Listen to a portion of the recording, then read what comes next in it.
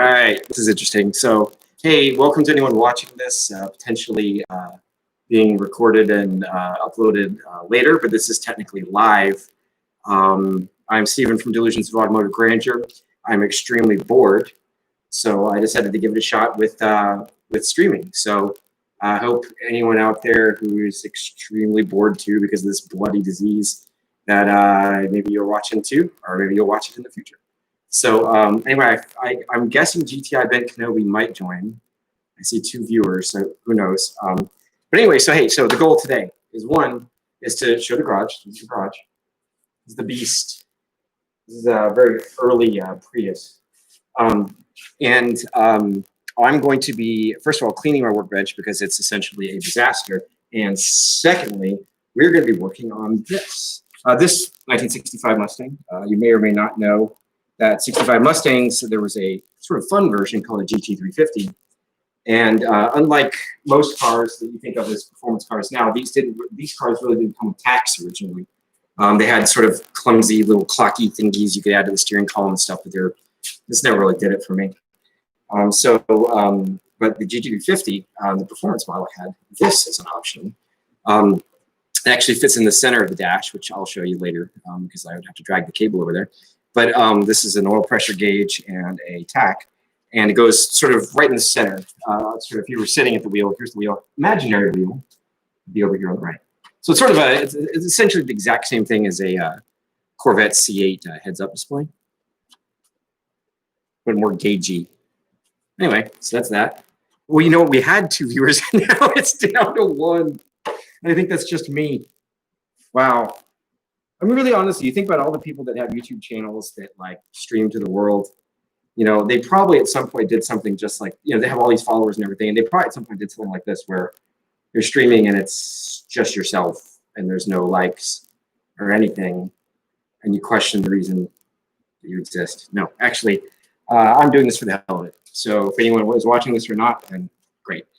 So let's get started here. So first things first, this is the garage. Just got my first garage. It's nice. It's the Mustang. That's the Fiesta. It's the fast Fiesta. And that's a Baywatch Rescue yellow Ford Escape over there with a, you notice about right there. That's my paint repair from when a tree fell on it during a hurricane. Anyway, so I'd like to thank no one for joining again and watching. Hope you enjoy this. Because, you know, definitely the internet was created for like really exciting things like this, like a person cleaning their workbench. See if I can get this angle just right. Yeah, there we go. So you can see this is a disaster. Yeah, baby, GTI Ben Kenobi's in the house. By the way, GTI Ben Kenobi, I did not talk to the other guys about doing this at all. You know, let's see how it goes. Anyway, so this desk is a disaster.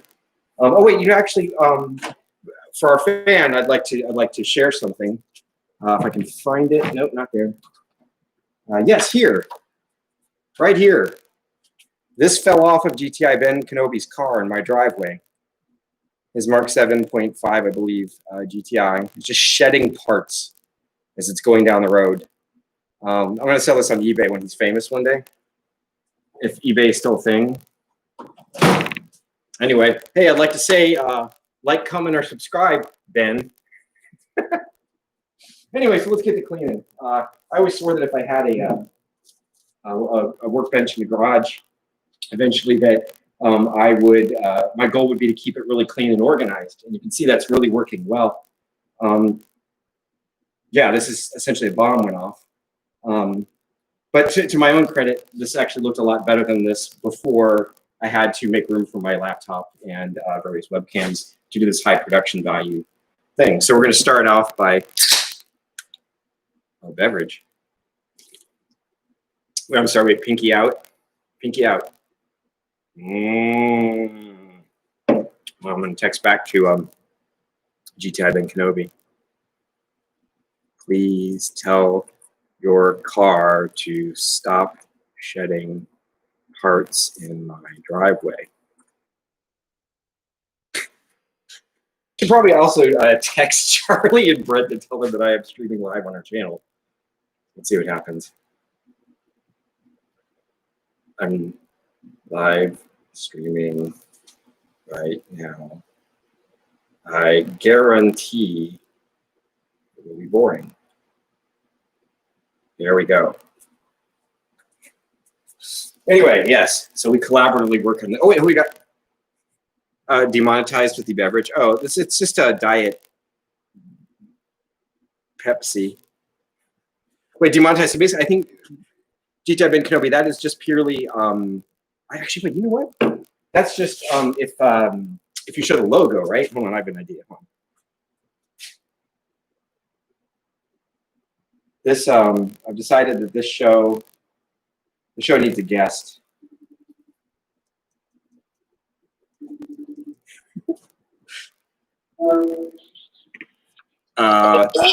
Ben Kenobi. Yes. You are now live on the Gag Show stream from my garage. Oh, great. I have you on a FaceTime audio right next to the webcam. High production value. This should work perfectly. So hey, go ahead. I don't have my computer with me, so I can't watch it. Where are you now? I'm with my parents. Oh, okay. And I didn't bring my computer. When I called them and told them I was going or I was visiting, they said, "Why don't you bring your computer?" And I said, "Nah." Well, you didn't know that this high quality stream was coming up. Let me tell you that. Of course not. Yeah. Oh, we got a like. Is that you? I'm hoping that's you. Yes. Yeah, that was me. That's the first of millions for one of my live streams from the garage. So yeah, this is sort of like a trial run thing too, just to see if the if my Wi-Fi is working out here with the giant metal garage. Does anyone need lower intake manifold gaskets for a 3-liter transverse mounted V6 for a 2002 Ford Escape? Please message me and I will ignore it. I thought you fixed it. I changed the upper intake manifold gaskets in the process of doing all the ignition stuff. This would have required more work, and I didn't care. So that's that. Hey, I thought I found you a car, but I really didn't.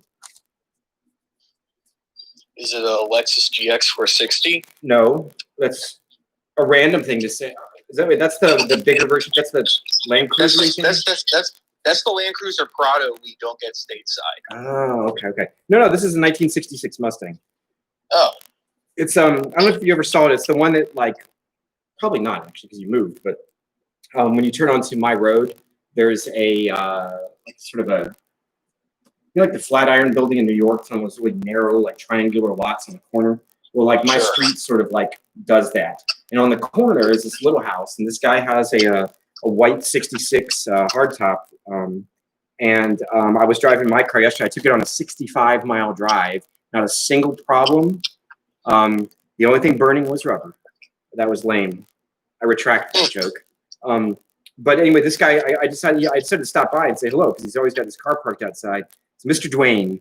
Mr. Dwayne's been that car's been in his family since 1970. Oh wow! It does need a little help. It's been outside without any protection for the cowl, and the cowl is filled with pine needles. Oh, great! Yeah, exactly. So I immediately was like, "Hey, man, there's this thing you got to get," and I'm going to try to bring him a catalog or something. I told him I'd just leave it in his mailbox, and I'd circle the page with the cowl cover because he's really got to get that in that car. I mean, the car's probably already toast. Anyway, so yeah. So I wonder if they can hear you on the stream. Probably. Well, I don't know. I can't test that. Oh wait, if I put the phone right here, it could precariously fall down. I can do that. I got it turned up pretty loud. You'll probably pick up. Anyway, but first thing I'm going to do. By the way, if you're bored, you can go back to just streaming because I'm literally going to be like, always put your PPE in the PPE container. Actually, I'm just going to clean while I get ready for this today, just so everyone knows who watches this now or in the future when I upload it. This is my gauge cluster I was talking about earlier, but it is not very strong. So there are some forum things I read probably 10 years ago about taking washers and super gluing them at these little joint areas and on the inside, and that'll give it strength from tearing through the plastic. So we're going to be doing that today, and we're also going to be taking these screws on the oil pressure gauge and cutting them shorter because right now they kind of touch the dash a little bit and they can't seat just right. Then it would rattle. I wouldn't hear it over the holes in the floors. That's true. I was about to say, but then it would rattle like a Volkswagen. I hear Volkswagens are gloriously high quality.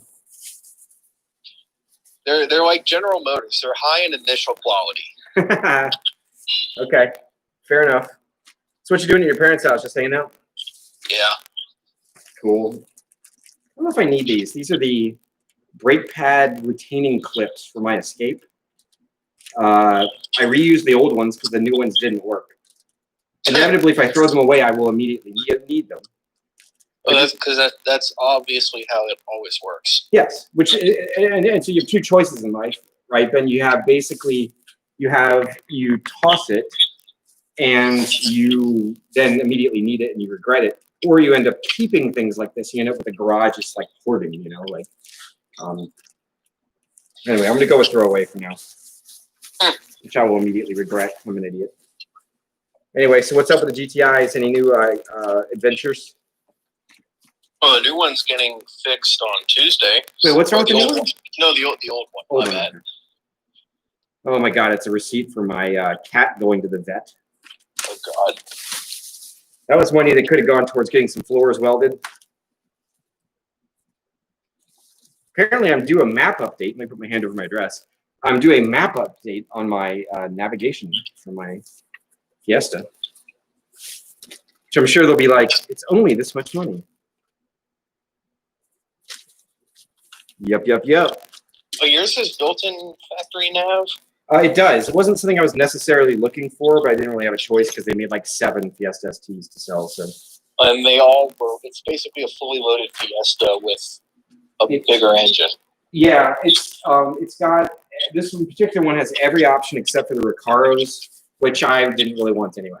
I mean, if I don't fit in those Recaros, and I already don't fit in that car, so I may have fit before COVID, but post COVID, I'm not ashamed to say I put on like 1 bowling ball's worth of weight, and it's just beeping embarrassing. Oh yeah. So I need to address that. I like we still have 1 viewer right now. That's me. It is. It really is you. Like the first viewer is you. Unless it's not. If there's a rando out there, let us know. I don't know if it's still registering that I'm viewing because it probably isn't because iPhones can't have multiple apps open at once because they suck. Yeah, no, I hear you. Question is, where do you put a hacksaw? I think I'll hang it on the pegboard. You need right no there. fewer than 3. 3 hacksaws? Correct.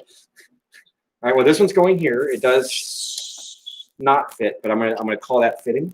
Let's see if any of the actual oh wait, that would be on this phone. Let's see if anyone has texted back when I told them I had started live streaming.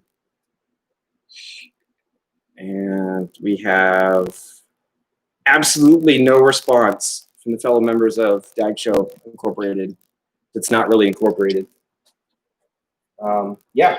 Hey, these are, I'm not sponsored by them. I guess I can show name brand. I'm not sponsored by them, not monetized. This is Armor All. I hate Armor All because it makes everything greasy and stupid and just makes more dust stick to it and stuff. But I actually kind of like these. These are sort of like disinfectant wipes, but they're Armor All wipes. Yeah, my mom uses those to clean the inside of her car. The trick is just don't use it on anything you actually want to touch. You know what I mean? Like. Oh no, she does it on like the dashboard. And yeah. To get dust off. And definitely wear gloves when you do it because your hands just end up coated in it otherwise. So anyway, so I've got a dedicated storage place for fluids. That's a cabineted drawer that may help with some protection against freezing in the winter. Oh, like a volatiles container? Yeah, you can call it that. I put it over by the Fiesta, so if it catches on fire, it'll only get the Fiesta on fire. I used to have a Ferrari 458, but it just caught on fire. I thought you were going to say a P1 or not a P1. God damn it! What's it? The Senna. Is it just me, or like other than the cool semi-clear doors, does the Senna just look like a design mess, like cosmetically? It's not supposed to be pretty. But I mean, every single piece in that car is functional. I know, but I don't know, man. It just looks hodgepodge. The rest of your cars are so beautiful, you know?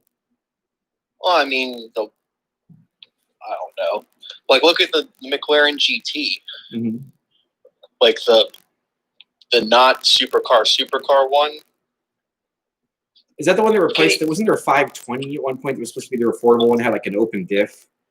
5.7. They all have open. Okay. I think they all have open diffs. Oh, I don't know. Hey, okay, so watch this. We're gonna go depth of field. I'm gonna go put these in the cabinet. Keep talking. Oh, you'll appreciate this. I'm in my bedroom of my parents' house, and I'm staring at an original copy of Are You Experience? Ooh. And then underneath that is Electric Ladyland, and an also original copy. Do either of them smell like left-handed cigarettes? They just smell like they've been in a cardboard box for 40 years. Well, I won't be able to hear you for about 10 seconds, Caleb.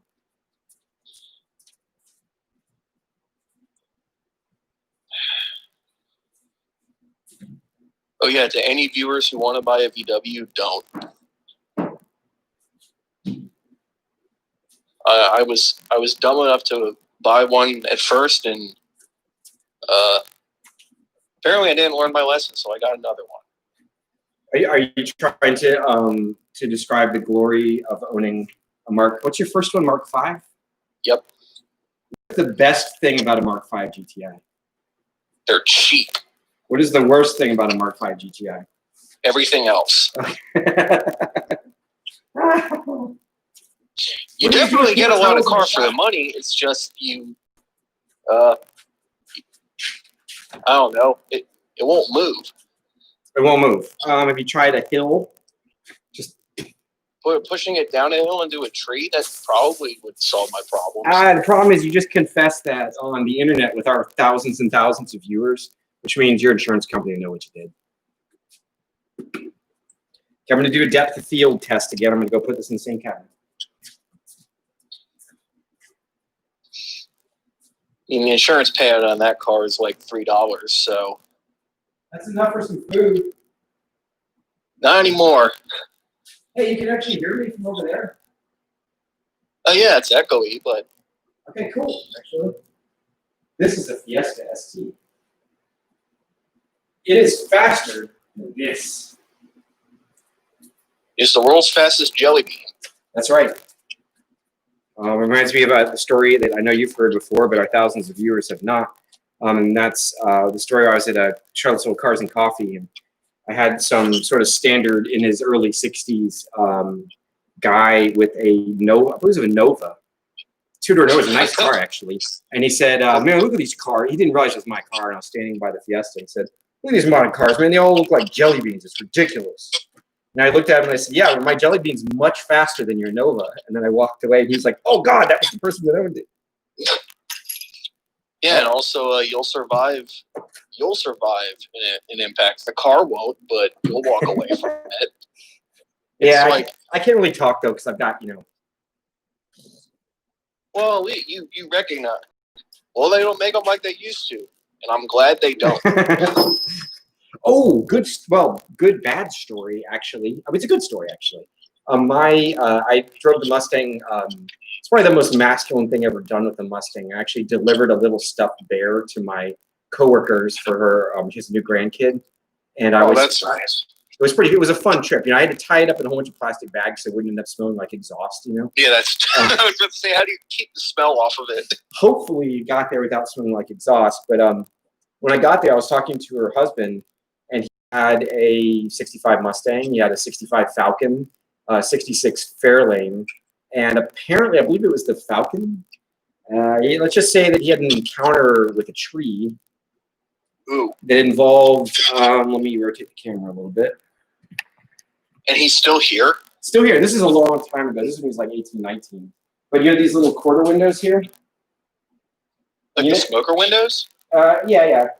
And they're kind of sharp, right? Yeah. Let's just say he lost a couple teeth from the point of this. Oof. That's how bad the car was like folded up and stuff. So yeah, that was interesting. Yeah. We're out of focus because this has got the thing in the way now. Oh yeah, that Kia Spectra you texted the group? Yeah.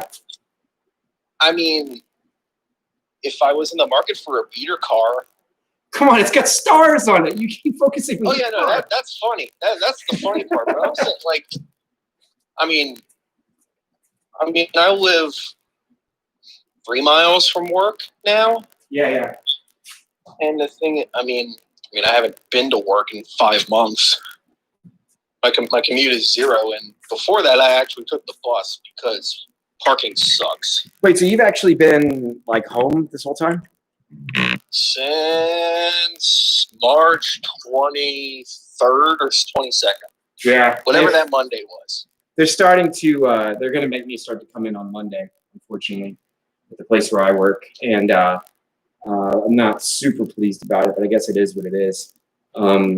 But it's been nice now because I've sort of just gone in, for sanity purposes periodically, and then whatchamacallit, and then not when I didn't want to. So I can just put this. Freaking out of control. Yeah. Where I work, and even my entire area of the country, it's out of control. Oh, the whole infection rate stuff. Yeah, we don't have to talk about it. Let's talk about the funnier stuff. Yeah. Funner stuff, like my cousin Joe is very excited because, as you know, he also just bought a classic car from my uncle. He's getting the Grabber special. Oh yeah, he's getting it, and they just rented a duplex. They're trying to buy a house, which it's tough. He and his wife, but they rented a duplex with a garage, and it's like fully insulated and everything. It's not climate controlled, but it's insulated. And so he's, I think he'd probably be moving the car in the next couple of weeks. Unfortunately, he broke his hand at work. Oh, and he's fine, but he's going to be fine. But he broke his hand because it was one of those situations where you have 2 people pulling ratchets in opposite directions, except the other guy was using a Snap-on, and he was using that guy's Harbor Freight one, and the gears had just shredded, and his hand went straight into something, and he broke it. That's okay. Here's my deal with Harbor Freight. If my life depends on it, I'm not buying it from them. Otherwise, send it. Those Predator engines, those Chinese Honda clones, they're freaking great engines. Like the 212, it's a 212cc 6.5 horsepower engine for $100. Yeah. And they make performance parts for it.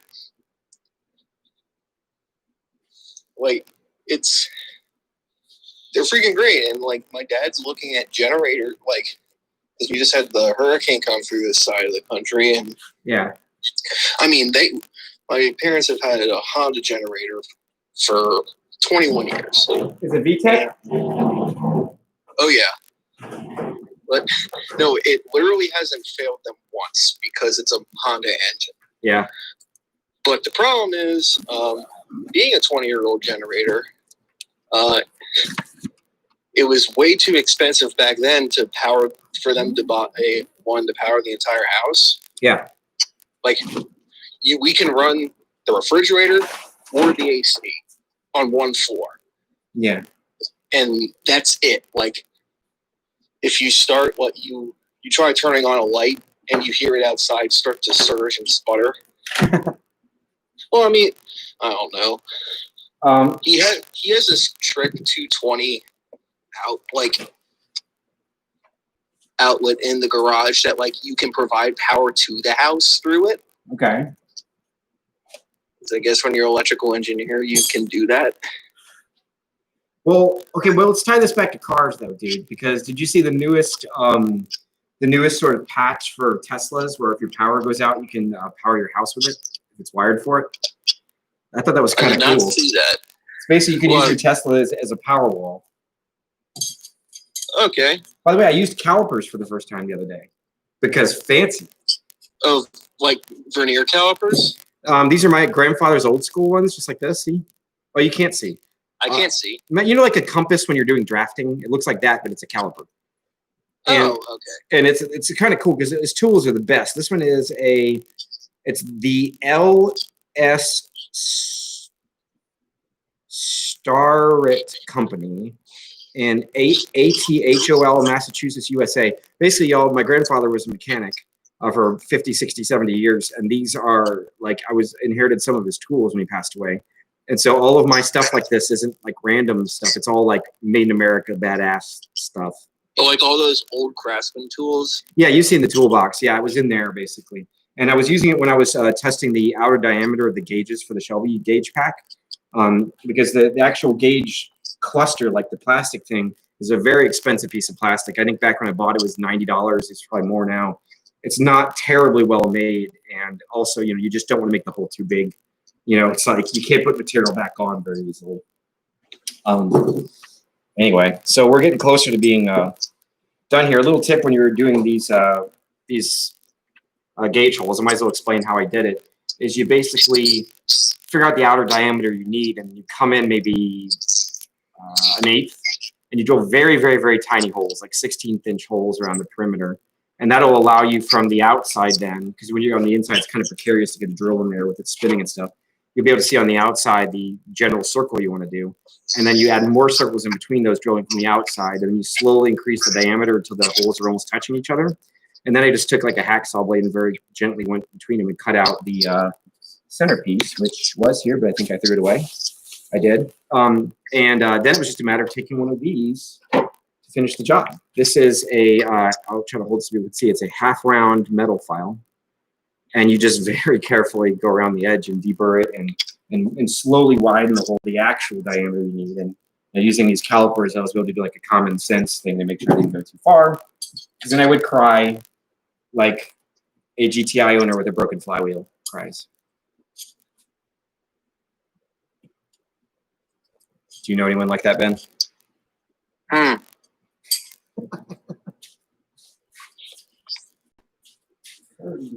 Yeah. Also, I own a first-year Mark V, but not just a first-year Mark V, an early production one. So I have a completely different transmission. Oh, you do?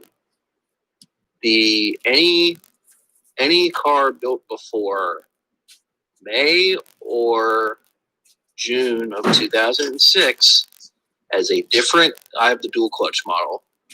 Has a different transmission with a different flywheel and different axles. Wait, is it like a Mark IV transmission? Kind of. The DQ250 transmission in that car.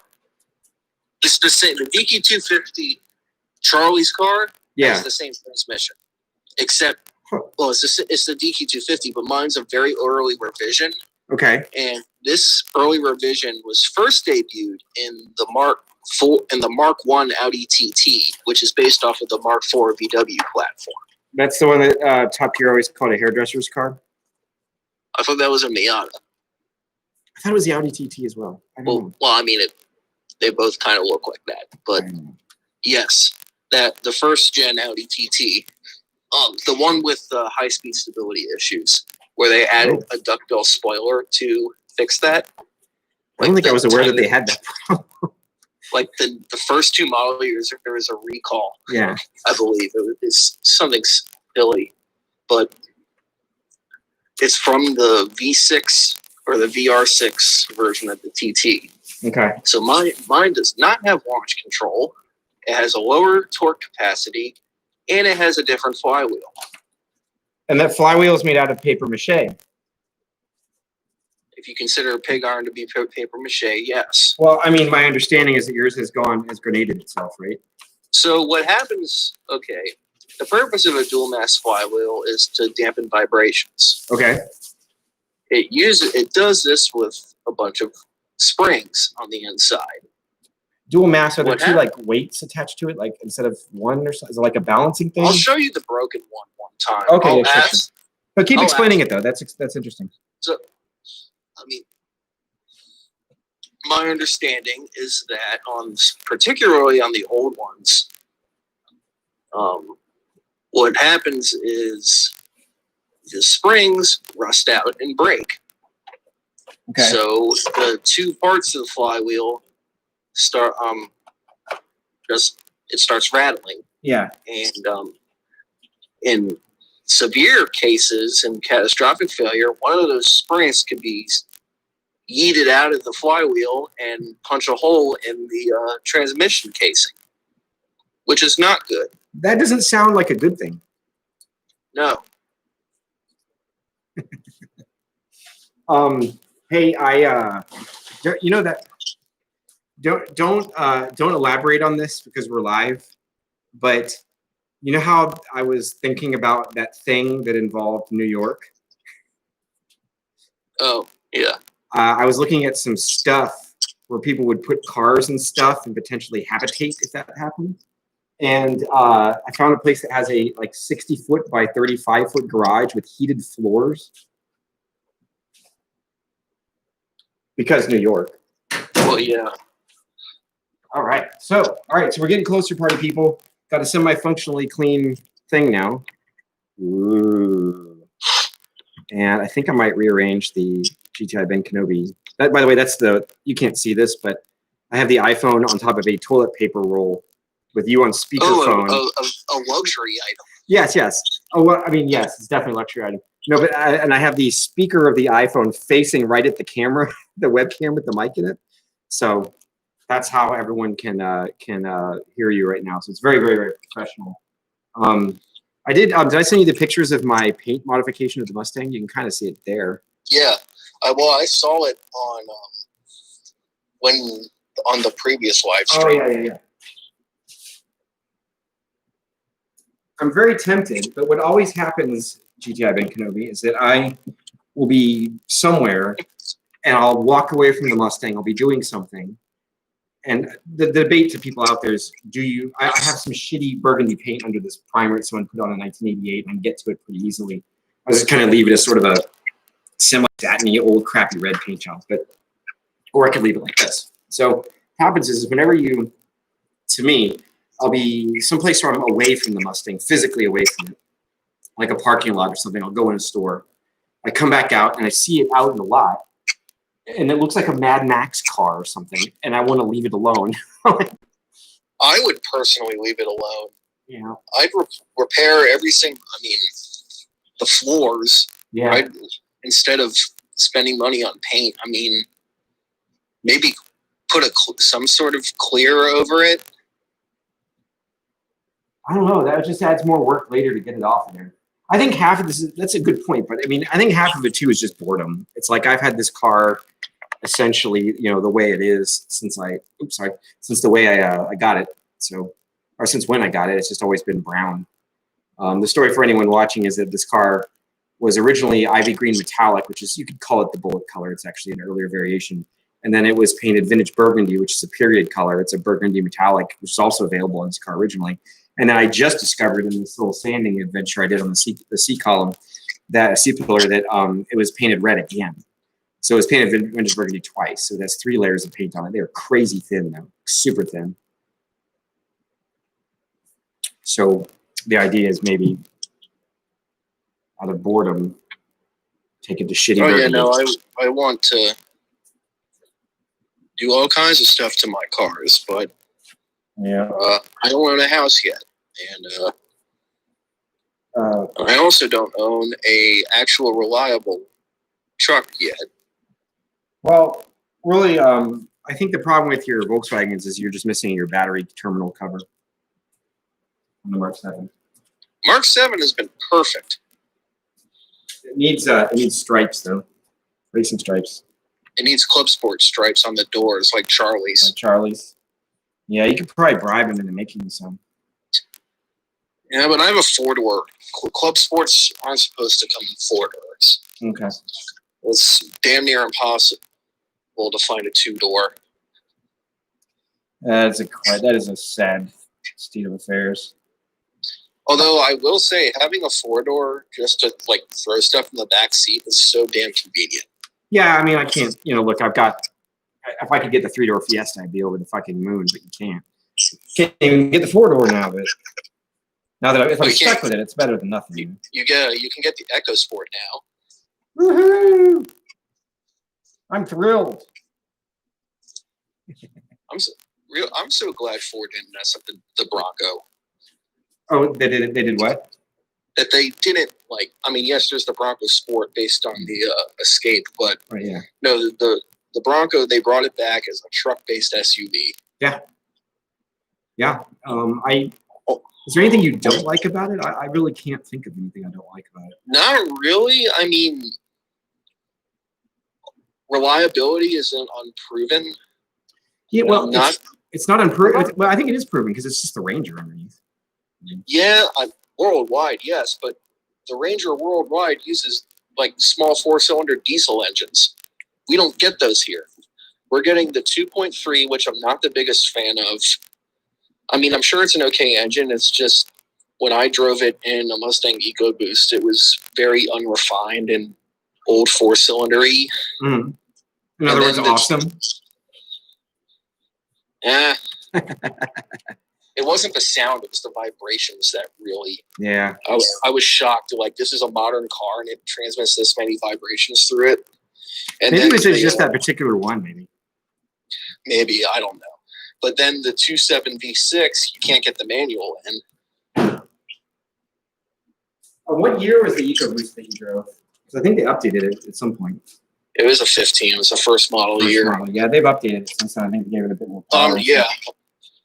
All right, so next tip, audience, is I think it's time to super glue some washers onto my $90 piece of plastic. You know, there's a great chance I'm going to screw this up, Dan.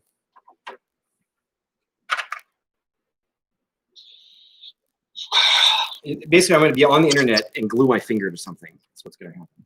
That would be quality. I'd pay to see that. You paid it? Really? I'm kidding. Just like I'd pay to see Clarkson, Hammond, and May talk about the weather. I mean, they could talk about the weather in England, which is as predictable as can be, mm-hmm. And it'd still be funny. Yeah. I think it's the combination of loathing and affection that they have. It's the perfect balance for each other, you know? Oh, yeah. All right, I'm going to walk to the cabinet with stuff in it and get my super glue. Please, talk to the audience.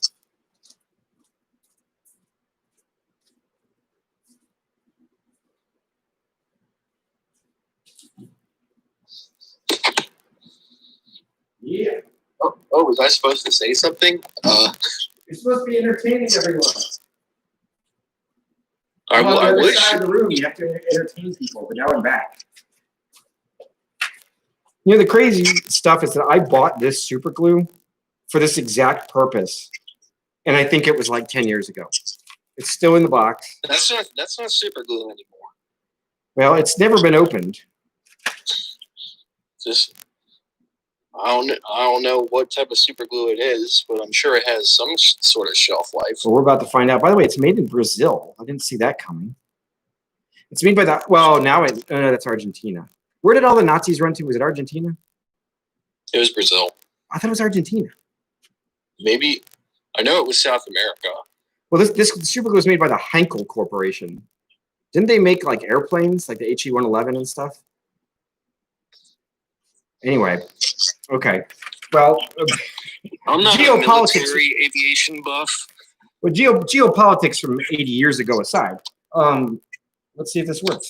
First of all, we're going to need the washers, which I bought the other day. I went to Lowe's needing wire to wire this, connectors, well, two colors wires, and then I should have bought 3 colors. Now that I think about it, but and then and I needed some and I need some stainless steel screws that'll look good to hold this on, everyone. And it ended up costing me $35. Like, see these old cars? You hear that sucking sound? That's your money. Well, that's what my intake sounds like on my cars. What does a rev limiter sound like again on was it a Supra? You'll have to consult the podcast to hear that. By the way, this is actually kind of fun because I got my laptop on my workbench, and then I've got my TV on the wall, like a monitor. This feels fancy. Like this is high production value. By the way, this is 39 minutes, and it's still just you and me here. That's how high quality this is for now. Hopefully people will find value in this later, although if you're still watching this, you are freaking awesome. Yeah. All right, so let's get some fasteners. I have an organizational system, which I'll now take the camera to see. Ben cannot follow along here. You guys got the workbench. By the way, I've got a very long USB camera or cable for my webcam. So that is the workbench. And then over here, the least organized person on earth is actually very organized. Each of those Rubbermaid bins is labeled with something, and you sort of move them around. If you need one over the bottom, you just pick them up, stack it over there. Works out pretty well. We're going to be looking in the fastener section, which is right there, kind of hard to tell. And in there, I've got basically fasteners. That was deep.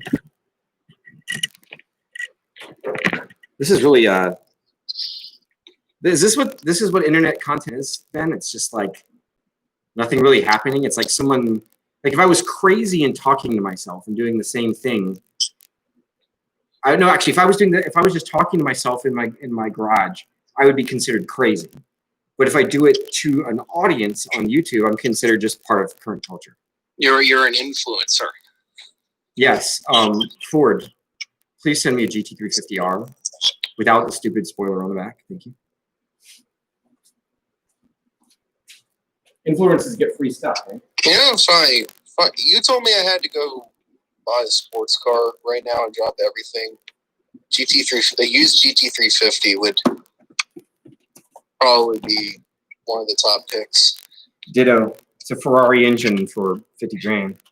Or I'd spend the extra 10K and get a C8. That's probably what I'd do. Yeah, I just don't know. It's funny that you bring that up because like that's supposed to be like the ideal position for an engine and everything, but I found that it's really, really, really hard, you know, at least in a video game, like Assetto Corsa or Gran Turismo, it's really hard to recover when the rear end starts to go in a mid-engine car. It's just like a pendulum, you know, you're out. You know, if you oversteer, it's over. You know? Mm-hmm. All right, so fasteners. So this is what I've got, ladies and gentlemen. These are the washers, which I'm going to super glue in place. I don't know why I bought stainless, but I did. These are called finish washers. These are like the little crater-looking things. You can't see this, but they're like little crater things that the screw goes into, and it just makes it look more refined. It also spreads the area on the outside of the spreads the area that's being forcified to a wider area on the outer side too, which is good because again, this is plastic and it could explode at any moment. And I'll take one of the screws and things out. Still love that Charlie and Brent are not here. I think they have something called lives. Can't relate. Yeah, I'm like, what the hell is that? Well, this is gonna look nice if I can do this right. All right, so ladies and gentlemen, so here's the little crater washer thing I was talking about. Again, stainless for no particular reason. Why not? And then there's a stainless screw that goes in it. And that's actually gonna look really nice. It's gonna look like intentional. It's gonna look like that. It actually focused. Nice. I'm glad I got my webcam when I did. Brent was on my case by getting a decent one. And glad I did because now they're like $1 million and you can't get them anywhere. It's like a Nintendo Switch. It's like sim racing equipment now. Yeah. The $500 G29. Yeah. Like my Thrustmaster wheel that I bought for like $270. Yeah. It's now selling for $460 on eBay. Last I haven't checked in a while. Are they still like technically out of production, all these wheels, or is it just like they're trickling in or something? Or is it a perceived shortage now? It's just people inflating the value of it. Yeah. Kind of like houses in my area. Houses are selling for 20% over asking. Mm-hmm. Get repaired, shoddily, flipped for another 20%, and all of a sudden, in a few months, the house has increased 40% in value, 50% in value. I gotta use my fancy mic stand again of you being on a toilet paper roll. Us millennials can't keep up with that. I think I'm technically Gen X. I'm like the first year of that. I would say so, yes. All right, so now I've repositioned the camera so you can see what I'm doing. And you were still on a toilet paper roll with it. You should be picking up. The best thing is if this whole time you've actually not been picking up and people are just going to think I'm crazy and talking to myself. All right, so the idea here, people, again, is this washer has got to be glued on the underside of this really thin plastic or it'll just tear out from the weight of the gauges. But the trick is I have to center it in such a way that the little crater washer things, these guys, and get it out of this guy, has to be centered in this little flat area on the top. So see here, I want to get this centered and use a center punch or something or something and drill a pilot hole. And then on the underside, then I'll know where to glue the things. Because if I don't, this little compression thing may end up like half off the plastic like that. And one, that'll look crappy, and two, it might tear out easier. So the idea is to get it more centered like that. So to do that, I don't know. I think I'm gonna actually, I could tape this here. I don't know. I could just use a drill bit and freestyle it. Living on the edge, dude. Living on the edge. I have a center punch. This is plastic. So I thought these type of videos, it's always supposed to be someone that like kind of knows what they're doing and they're sharing knowledge instead of being some jackass figuring it out as I go, you know? One would think so, but I guess I'm used to like, when it's like a video like this, I'm used to watching the Adam Savage on Tested. Have you ever watched that?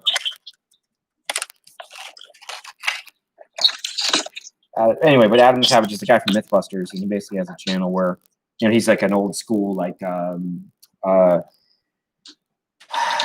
arts or Lucasfilm, ILM, effects model builder and everything. And when he tends to do projects like this, he's actually like doing it in such a way that you're learning something because he actually knows stuff. Unlike yours truly. So basically, anyone watching this, you might actually end up less skilled when this is over than you were when you started.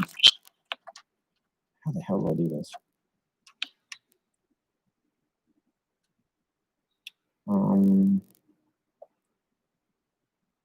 I think I could tape it. Do you, Ben? Do you want to hang up so you can watch me do this? sure. Okay. Call back if you get bored. Yeah. All right. Thanks. Thanks for tuning in.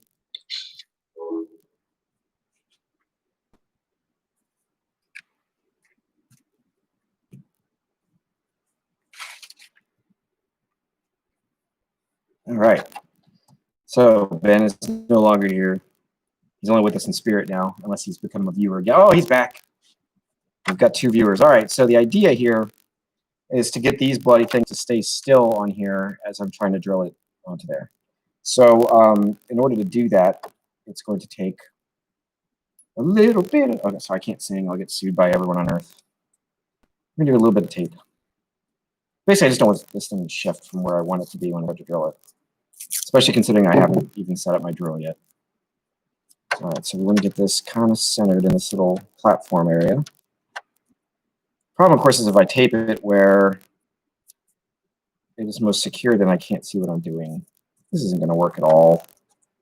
Again, I'd like to reiterate that anyone watching this is going to end up dumber by the time that they're done. Actually, that might work. Kind of. No. This is not going to work. Oh, yeah. And by the way, Ben, I know you're watching this now. If you have better things to do, you don't have to do a pity watch if you don't want to. All right, so this tape will go over here like this. And again, the goal, ladies and gentlemen, here is just to get this to kind of stay still and at least a moderately optimal position while I just do a little 16th inch pilot hole. I'm gonna do the same thing on this side. I tried to do sort of narrow tape strips. It doesn't block the hole in the middle. So again, this was, I believe it was standard on GT350s back in the day on this little gauge cluster. And you know, the actual Mustangs, if you're bored enough, try Googling Rally Pack. I believe it's 2 words maybe. And that is sort of what Ford considered to be the way that you would get attack on a regular Mustang. Like my Mustang was just a 1 of a million, not rare one. It was a 2-barrel V8. So this is definitely a Shelby thing. You actually don't really see them that often on cars. I think most of the time people, when they do this, they tend to get a little crazy and they buy the reproduction Shelby tachometer and stuff like that. Like this one is a VDO. It's very high grade, very nice. You know, these cars don't rev to the sky, so you know a lot of times you see people that don't. Basically, the Shelby gauges are like $350, I think, maybe each, the reproduction ones, and they being K codes and stuff. I believe they rev higher. So it's got like a sort of a higher red line, goes up to like maybe 8,000, I think. I think the red line's maybe 7 on that, which I think is still, if you rev it to 7, it'd probably blow up. But like on most small block Fords, it's going to blow up after about 5,300 RPMs or so, is my understanding. So what I did basically was I tried to find a really high quality, simple, match the aesthetic of the car gauge set that didn't have like 12,000 RPMs on. A lot of people, when they try to save money, they get gauges and they get like 13,000 RPM tax. And I'm like, my car is hardly a Lexus LFA. I think it looks better. No, I'm kidding. So anyways, that's what this tech is. It's just a great balance, sort of affordability and not. But regardless, got to get it attached. So again, so what I've done is I've glued the two eventual washer thingies on there. And I'm going to need to set up my drill now. I don't think my center punch is going to work on this material. So I think I just need to be kind of careful and use a really tiny drill bit and see if I can get it fairly centered. It doesn't have to be perfect. So I'm going to need a drill, which is, of course, naturally, I just cleaned it and put it away because I just cleaned it up in the first hour of this video. All right, drill. Yes. Now we're going to need a battery, also known as a battery, which I don't know where one is. Seriously. ¿Dónde está battery? Pantalones. All right. Battery. I would sing that song by Metallica right now, but I'll get suited to oblivion. Okay, this is weird because I know there's a battery right here because I've used it recently. It's probably like in sight. Y'all can probably see it.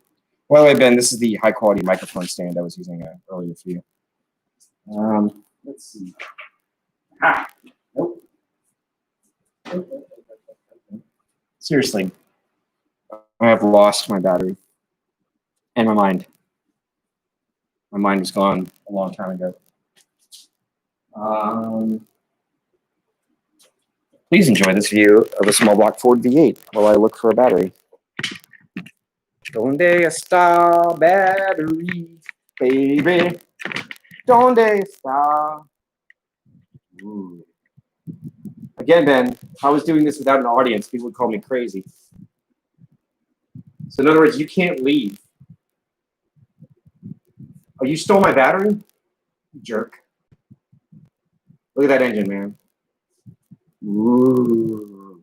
Right there. You ever seen YouTube videos where people try to point at things? It's really disorienting. Yeah, that's real. That is weird, ladies and gentlemen. That is actually a filter in my return hose for my radiator. Jay Leno has one on his GT350. Ford engines are known to flake a lot because they use like some dirt and some gravel to make the iron in the block. It's like super high grade shit and stuff. Sorry for the kids. And it tends to flake. So every year or two when I change the coolants in this thing, I find, you know, half a teaspoon of random flakes of shit. Although I have to admit, it's been getting better since this car's been on the road for, holy crap, it's been on the road for maybe 10 years now. Yeah, so y'all can keep looking at the engine. Imagine some really good hold music. Where is the battery? Battery! Dun, dun, dun, dun, dun. I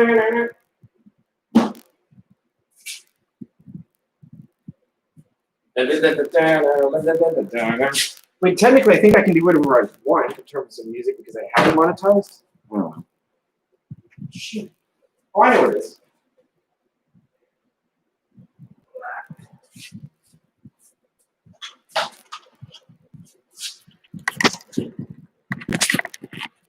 Oh, don't fall off.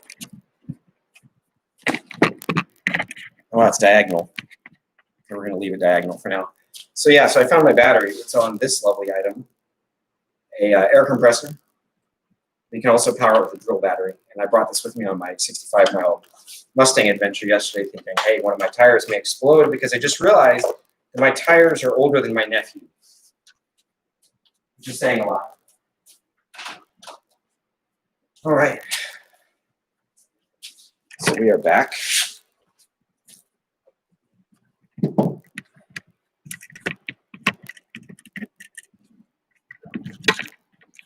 don't know how long that the stream can go.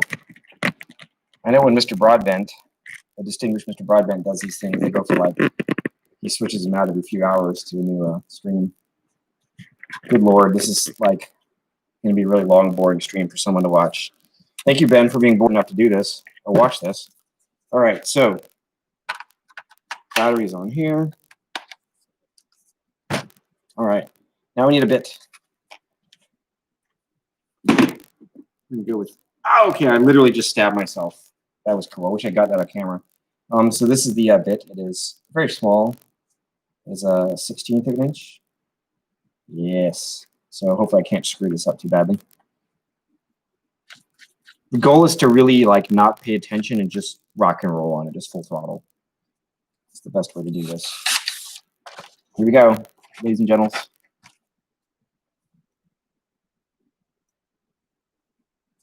Again, just a tiny pilot hole. Okay, that was really, really easy. That was a lot of buildup for something that was incredibly simple. So you can watch this one. Which is kind of annoying because I got too much tape.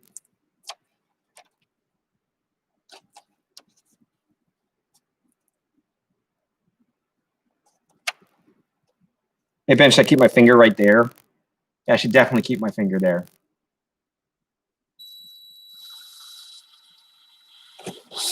Okay. Pilot hole has been drilled. Yeah, you can see that came through on the bottom. Put my pale ass skin behind it so you can see the hole. All right, and that looks reasonably centered on both. It didn't have to be perfect. It just couldn't be shitty, so that's pretty good. All right, you can see there, it's kind of centered. All right, so the next goal, I guess, again, talking as if I know what I'm doing. I've never done this before. There are no instructions. We need to glue the washer to the bottom. I'm a little tempted to keep widening this hole until it's the correct hole for the this is a 10 gauge screw. It's a sheet metal screw, sort of like a woodworking screw where it's pointy end, sort of a bevelly thing. See if I can get focus. Yeah. Anyway, so yeah, so that's what we're gonna do. Let me get the other. Oh, I can wait. Oh, my laptop's humming away, man. Wow, it's actually putting an incredible amount of heat off. Who knew that streaming actually required, you know, CPU power? I didn't think it would take shit. All right, so that goes there. Moving tape. Now I've been doing this for almost an hour. Charlie and Brent are missing. They're probably like doing interesting things, like hanging out with their significant others. All right, so yeah, so I think we're going to go ahead and figure out. We're going to step up the hole size. I'm going to do this. Probably skip every other gauge and get this to where it needs to be. Always put your drill bits back where you found them. It's annoying and stuff, but oh my God, not being able to find a bit is worse. All right, so again, this time we don't have to be super scientific about this. We're just gonna go for it since we got the pilot hole there. Again, just kind of take it easy with the RPMs. This is really flimsy material. Okay, that was pretty dramatic. Got the other one. Again, God, this material is so thin. I'd really like to know if anyone knows. Post in the comments what material the original ones were out of. I think in some of the pictures I've seen of original cars, you know, the Mustang is famous for having this sort of eyebrow grill where it goes along and it goes down and then like this and then up and then over. And they've had it basically on almost every Mustang since then. My car has the sort of archetypal version of it. That I know, I think in the real Shelbys and stuff like that, that they actually were integrated into that. Like maybe they wrapped it in vinyl or something so you couldn't see the joint. Maybe it was made out of fiberglass or something, because this material is just, this would not hold up to the vibrations of racing at all. And frankly, I don't even know how it holds up to the heat. I mean, this thing, I can't imagine this is going to last in heat, but Apparently people use these. Given this car is not really left out in the sun terribly often. Not ever anymore, really. All right, so we need to go probably a little bit bigger still. Oh, yeah, a lot bigger. That was an 1/8 inch.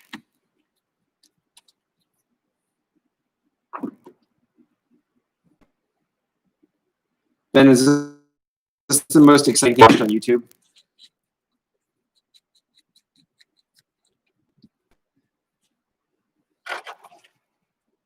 I'm drilling holes to an audience.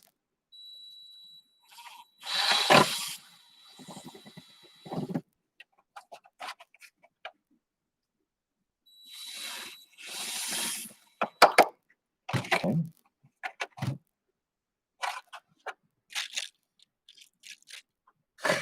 Leave me alone. Well, it's not quite there yet. So I don't think this needs to bite into this at all. It's really just a matter of like these washers are, you know, it needs to go in and out of the hole easily. Right, Ben? I want it to go in and out of the hole easily. Oh, wait, you know what? I've got an idea. I might like get another person to watch. Oh, hey.